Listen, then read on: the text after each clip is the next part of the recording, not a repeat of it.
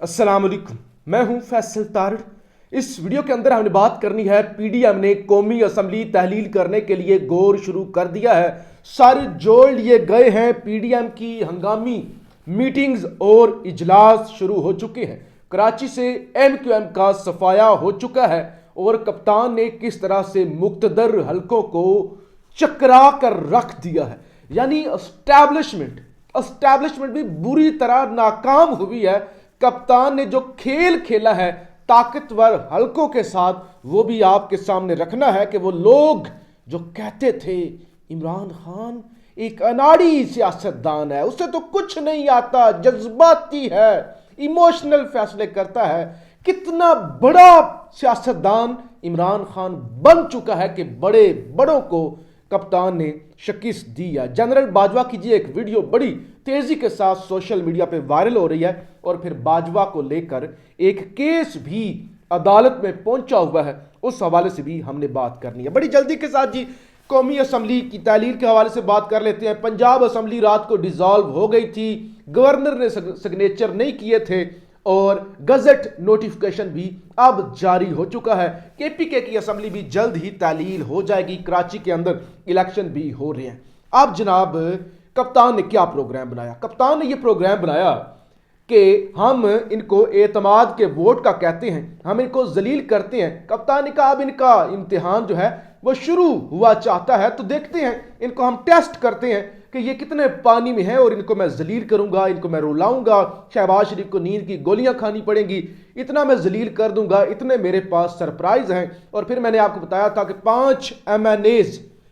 MNAs इस वक्त PTI के कैंप में जा चुके हैं और मजीद भी एमएनएज पीटीआई के कैंप में जाते जा रहे हैं नून लीग से। अब जनाब नून लीग ने रात को क्या किया, उन्होंने कहा कि तमाम हमारे जो मेंबर कौमी असम्बली हैं वो यानी एमएनएज हैं, वो इस्लामाबाद पहुंचे ताकि उनको महफूज मुकाम पर रखा जा सके और पीटीआई के साथ वो राब्ते में ना हों और हमें भी पता हो कि कितने लोग हमारे कहने पर इस्लामाबाद पहुंचे हैं। ये ऐलान तो हो गया। अब एक चीज जो सबसे अहम है, आप लोग इत्तेफाक करेंगे, अगर इमरान खान लोग मैनेज कर लेते हैं और एतमाद का वोट कहा जाता है और शहबाज शरीफ एतमाद का वोट नहीं लेते, असम्बली डिसॉल्व हो जाती है। मुझे कोई भी यहां पे बैठा हुआ पाकिस्तानी बताए ये कितनी बड़ी शिकस्त होगी पीडीएम की, कितनी बड़ी शिकस्त होगी और इमरान खान कितनी बड़ी जीत होगी कि इमरान खान ने शहबाज शरीफ को उठाकर बाहर फेंक दिया है। यानी इतनी बड़ी नफसियाती जीत कि इमरान खान ने इनको जलील कर दिया है। अब पहले भी मई के महीने में भी, अक्टूबर के महीने में भी, इवन नवंबर के महीने में भी 3 मौके ऐसे आए जब पीडीएम असम्बली डिसॉल्व करना चाहती थी। क्यों नहीं की? इसलिए नहीं की कि ये इमरान खान की फतह होगी। लोग कहेंगे इमरान खान ने इन्हें निकाला है, इमरान खान ने इन्हें उठाकर बाहर फेंका है, तो लिहाजा वो रुक गए ताकि ये जो इमरान खान इसका क्रेडिट ना ले ले। अब अगर इमरान खान एतमाद के वोट का कहा जाता है और जीत जाते हैं, शहबाज शरीफ कामयाब नहीं होते, फिर वही सिचुएशन कि इमरान खान ने उठाकर बाहर फेंका है। लिहाजा पीडीएम ने खुद ही गौर शुरू कर दिया है कि इस हजीमत से बचें, इस रुसवाई से बचें और खुद ही हम कोई जुगाड़ करें, खुद ही हम कोई प्लान बनाएं। लिहाजा खुद ही निकल जाए बाइज्जत तरीके से, इज्जत बच जाए। लेकिन अगर इमरान खान ने निकाला तो फिर हम 2 टके के भी नहीं रह जाएंगे और जो 4 वोट पड़ने हैं वो वोट भी नहीं पड़ेंगे। लोग कहेंगे कि इमरान खान बहुत बड़ा पॉलिटिशियन है, बहुत बड़ा लीडर है, इनकी तो इमरान खान के सामने कोई औकात ही नहीं है। लिहाजा नून लीग के इजलास भी शुरू हो चुके हैं। लाहौर के अंदर पीपल्स पार्टी का भी जरदारी साहब की सरबराही में इजलास हुआ। इलेक्शन की तैयारी के हवाले से मुशावरत की गई है और आम इंतखाबात यानी कौमी इलेक्शन जो जनरल इलेक्शन होता है उस हवाले से भी वहां पे मुशावरत जारी है और लंदन के अंदर भी इजलास हो रहे हैं। इलेक्शन की तैयारी का हुक्म दिया गया है और नवाज शरीफ साहब ने कहा है कि मैं तो अभी वापस नहीं आ रहा। ये पीछे नारे लगा रहे हैं कि पीछे मोड़वे ढोला तेरी लोड़ पे आ गई और सारे कह रहे हैं कि आप लीडर हैं, मुश्किल वक्त है, पार्टी पे वापस आए। वो कहते हैं कोई लीडर शीडर नहीं, मैं वापस नहीं आ रहा। तो लिहाजा नवाज शरीफ ने तो फिलहाल वापसी से इनकार कर दिया है। एमक्यूएम ने जी आज इलेक्शन कराची के अंदर हो रही हैं, बहुत ज्यादा वहां पर रिगिंग भी हो रही है और बेज़ाब्तियां भी हो रही हैं, लड़ाई झगड़े भी हो रहे हैं। ये जो 16 इजला के अंदर हो रहे हैं, एमक्यूएम ने जी बाइकआउट कर दिया। अब ये बहुत बड़ी गलती है। آپ کو نہیں پتا، بہت سارے جو لوگ ہیں وہ مجھ سے اتفاق کریں گے، یہ بہت بڑی غلطی ہے۔ آپ سسٹم کے اندر رہتے ہیں، جب آپ سسٹم سے کوئی بھی جماعت نکلتی ہے، پی ٹی آئی بہت پچھتاتی ہے، خان بہت پچھتاتا ہے کہ انہوں نے 2008 کے الیکشن کے اندر بائیکٹ کیا تھا، لہذا اس وقت اگر وہ بائیکٹ نہ کرتے تو شاید 2000 جو آگے 13 کا الیکشن ہوا تھا اس میں اچھی پوزیشن ہوتی اور مین سٹریم پارٹی ہوتی، لہذا اس وقت بائیکٹ کرنے آج بھی خان جو ہے اس کو برا سمجھتا ہے، پچھتاتا ہے کہ ہم نے برا کیا تھا۔ تو انہوں نے جو ایک تو ان کا مسئلہ ہے نا کہ ایک تو خبر آ گئی نا جو پی ٹی آئی کہتی ہے کہ ان کے پاس انتخابات کے لیے امیدواری نہیں تھے، اس لیے متحدہ نے بائیکاٹ کیا ہے، جبکہ حافظ نعیم کہتے ہیں یہ اپنی شکست دیکھ کر الیکشن سے جا رہے ہیں، یعنی ان کے پاس نہ امیدوار تھے، ان کو پتا تھا کہ ہم ہار جائیں گے، لیکن بے شک ہار جائیں گے، کچھ نہ کچھ تو ورکر ہوں گے نا، کچھ نہ کچھ، بلکہ کچھ نہیں، اچھا خاصا ووٹ بینک ہے متحدہ کا کراچی کے اندر، حیدرآباد کے اندر، اب وہ ووٹر کدھر جائے گا؟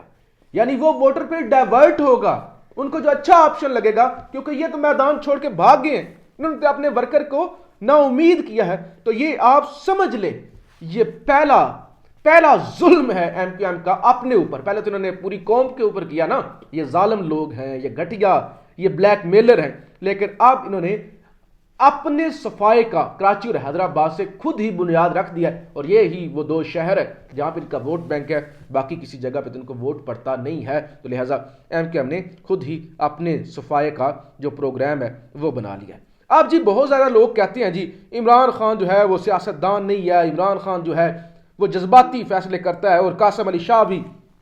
وہ ملے ان کو جو ہے خان صاحب کو ملے، اور بعد میں وہ اس وقت بڑے وہ ان کی ایک تو میں بڑا دیکھ رہا تھا کہ ان پروفیشنل انٹرویو، جیسے آپ انٹرویو کر رہے ہوتے ہیں تو کبھی وہ ادھر ہو رہے تھے، کبھی وہ ادھر ہو رہے تھے، کبھی وہ ٹیشو اٹھا کے جیب میں ڈال رہے تھے، تو وہ پھر اس کے بعد انہوں نے کہا کہ خان جو ہے وہ بڑا جذباتی ہے، تو یہ ہے تو وہ ہے، لیکن لوگوں کا نا ایک تاثر ہے، وہ کہتے ہیں جی عمران خان کوئی سیاستدان نہیں ہے،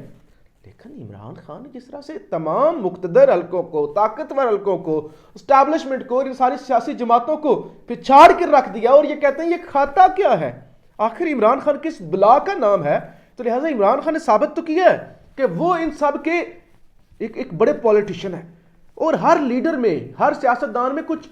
ہوتی ہیں چیزیں، کمیاں ہوتی ہیں، وقت کے ساتھ ساتھ آپ سیکھتے ہیں، آپ آگے بڑھتے ہیں۔ کل تک یہ نواز شریف نو ڈاؤٹ ایک بڑے سیاستدان ہیں، تو وہ بھی تو ایک ڈکٹیٹر کی گود میں بیٹھ کے آئے، لیکن آہستہ آہستہ انہوں نے چیزوں کو سیکھا، اور پھر وہ اسی اسٹیبلشمنٹ کے سامنے کھڑے بھی ہوئے، لیکن بعد میں وہ الگ بات ہے کہ وہ موقع سے فائدہ اٹھاتے ہیں اور بعد میں لیٹ جاتے ہیں۔ لیکن خان ایک بڑا سیاستدان، ایک بڑا لیڈر ایمرج ہوا ہے، اور لیڈر سے بڑا سیاستدان کیسے؟ اعتماد کے ووٹ کا معاملہ تھا۔ خان کہتا ہے کہ ہم پہ بہت زیادہ دباؤ تھا اسٹیبلشمنٹ کا، لیکن ہم نے اپنے لوگوں کو بھی نہیں بتایا تھا کہ ہم اعتماد کا ووٹ لے رہے ہیں، ہم نے کہا کہ ہم نے ایک ریزولوشن پاس کرنی ہے، لہٰذا ہم انتظار کرتے رہے، رات کے 10 بجے جب بندے ہمارے پورے ہو گئے تو ہم نے پروگرام بنا لیا کہ اب ہم اعتماد کا ووٹ لیتے ہیں، کیونکہ ہمارے بندے پورے ہو چکے ہیں، تو پھر ہم نے اعتماد کے ووٹ لینے کا فیصلہ کیا۔ تو نہ نون لیگ کو پتا تھا، نون لیگ کو یہ تھا کہ 12 سے 14 بندے جو ہیں پی ٹی آئی کے وہ ہماری جیب میں ہیں، یہ خود عطا تارڑ بھی مانتے ہیں اور رانا ثناءاللہ بھی مانتے ہیں۔ پھر مقتدر حلقوں کو بھی تھا کہ ابھی تو کچھ نہیں ہونے جا رہا یار، ابھی ٹائم ہے، ابھی یہ اعتماد کا ووٹ نہیں لے رہے، مینج کر لیں گے۔ چودھری پرویز الہی سے انہوں نے پوچھا کہ کب اعتماد کا ووٹ لینے کا ارادہ ہے، تو خان صاحب بتاتے ہیں کہ چودھری پرویز الہی نے 2-3 دن آگے کی ڈیٹ بتائی۔ اب طاقتور حلقوں کو بھی یہ تھا کہ یار ابھی ریلیکس ہیں، ابھی کوئی مسئلہ نہیں ہے، لیکن اچانک انہوں نے سرپرائز دے کے طاقتور حلقوں کو بھی حیران اور پریشان کر دیا، اور ان تمام جو یہ پی ڈی ایم اور خاص طور پہ نون لیگی ہیں ان کو بھی حیران کر دیا کہ ہمارے ساتھ تو ہاتھ ہو چکا ہے، اور پھر نواز شریف نے جو گالیاں سنائی رانا ثناءاللہ کو تو وہ بھی آپ کو پتہ ہی ہے۔ تو یہ چیز ظاہر کرتی ہے کہ عمران خان نے نہ صرف ان 13-14 سیاسی پنڈتوں کو بلکہ اسٹیبلشمنٹ جن کا 75 سال کا تجربہ ہے پالیٹکس کے اندر ان کو بھی شکست دی ہے اور ان کو بھی ہرا دیا ہے۔ بڑے ٹی وی پہ جب بھی ٹی وی آج کل آن کرتے ہیں، یہ 22-24 جو بڑے چینل ہیں ان پر ایک ہی اس وقت چل رہا ہے اشتہار کہ یہ موٹر وے آپ کو کس نے دی، یہ میٹرو آپ کو کس نے دی، یہ اسکول آپ کو کس نے دیا، یہ پیپلز پارٹی نے دیا، یہ سندھ حکومت نے دیا، یہ اسپتال آپ کو کس نے دیا، کہ وہ بزرگ چھیپا صاحب شاید ان کو بھی انہوں نے ٹی وی پہ بٹھایا ہوا ہے، وہ بھی آتے ہیں کہ یہ سندھ کے اندر صحت کا فلاں ہسپتال کس نے دیا، میں سندھ حکومت کا شکریہ ادا کرتا ہوں، یعنی یہ کیمپین چلائی ہوئی ہے۔ بندہ ان سے پوچھے یہ جو بچے مر رہے ہیں وہ کون مار رہا ہے؟ پھر یہ جو سندھی آج بھی آگے نہیں بڑھ سکے اس کے اندر کس کا قصور ہے؟ یعنی اتنی کیمپین اتنا پیسہ اجاڑ رہے ہیں، لیکن حقیقت یہ ہے کہ جیو نیوز کی خبر ہے کہ ٹھٹھا میں گندے پانی میں ڈوبے اسکول میں پولنگ اسٹیشن قائم، ووٹرز پریشان۔ یہ ایکچوئل صورتحال ہے زرداری اور بلاول کے سندھ کی کہ گندا اسکول بھی گندے پانی سے بھرا ہوا ہے اور وہیں پہ ووٹنگ ہو رہی ہے، لیکن ٹی وی پہ جا کے دیکھیں تو کہتے ہیں یہ کس نے بنایا، یہ کس نے بنایا؟ تمہارے باپ کے پیسے تھے، تمہارے باپ کے پیسے تھے کہ یہ کس نے بنایا، یہ کس نے بنایا۔ جنرل باجوہ صاحب کی جی ایک ویڈیو لیک ہو رہی ہے اور وائرل بلکہ ہو رہی ہے، لیک کیا ہونی ہے، وہ جس میں وہ اپنے بیٹے کے ساتھ کھڑے ہوئے ہیں، پتہ نہیں یو اے ای ہے یا کوئی اور ملک ہے، وہ اشارے پہ کھڑے ہوئے ہیں اور جنرل باجوہ صاحب نے ایک وہ ٹراؤزر اور شرٹ پہنی ہوئی ہے، یہ ٹریکنگ جو سوٹ ہوتا ہے وہ پہنا ہوا ہے، لمبا سا قد ہے، پیٹ نکلا ہوا ہے اور وہ کھڑے ہوئے ہیں اور وہ ویڈیو مجھے ذاتی طور پہ لگتا ہے کہ وہ ویڈیو خود بنوائی گئی ہے، وہ ویڈیو خود بنوائی گئی ہے، ان کے ایکسپریشن سے بھی لگتا ہے کہ یہ ویڈیو خود بنوائی گئی ہے اور وائرل کی گئی ہے تاکہ جو ہے ایک تاثر یہ جائے کہ دیکھیں جنرل باجوہ تو بڑے آرام سے گھومتے ہیں، ان کو تو کوئی مسئلہ نہیں ہے، لیکن اس طرح کے سٹنٹ کر کے وہ جو انہوں نے خود ہی کہا تھا کہ میں گمنامی میں چلا جاؤں گا، وہ اس طرح کے سٹنٹ کر کے بتاتے ہیں کہ میں گمنامی میں نہیں گیا، ابھی بھی مجھے آگے لیم لائٹ میں اور اس طرح سے آگے رہنے کا شوق ہے۔ جنرل باجوہ کے حوالے سے جی ایک کیس عدالت پہنچا ہوا ہے، صحافی ہیں، کل میں اس پہ بات نہیں کر سکا تھا، صحافی شاہد اسلم صاحب ہیں، ان پہ یہ الزام ہے کہ انہوں نے جو ڈیٹا احمد نورانی صاحب کو دیا تھا، جو یہ جنرل باجوہ کے اثاثوں کا معاملہ آیا تھا سامنے، تو اب ان کو پکڑا گیا ہے، ان سے پاسورڈ اور آئی ڈی مانگی جا رہی ہے، انہوں نے کہا اوور مائی ڈیڈ باڈی۔ اب جو مین نقطہ ہے جس کے لیے یہ دو خبروں کا میں نے انتخاب کیا ہے کہ جنرل باجوہ کی وہ ویڈیو نکلنا جس میں سڑکوں پر وہ کھڑے ہوئے ہیں اپنے بیٹے کے ساتھ، اور دوسرا صحافی شاہد اسلم کا کیس جن کو لاہور سے گرفتار کیا گیا، اسلام آباد لایا گیا، اسلام آباد کی مجسٹریٹ کی عدالت میں انہیں پیش کیا گیا، اور اس سے پہلے 3 لوگوں کو ایف بی آر سے گرفتار کیا گیا ہے کہ انہوں نے جنرل باجوہ کا ڈیٹا لیک کیا گیا۔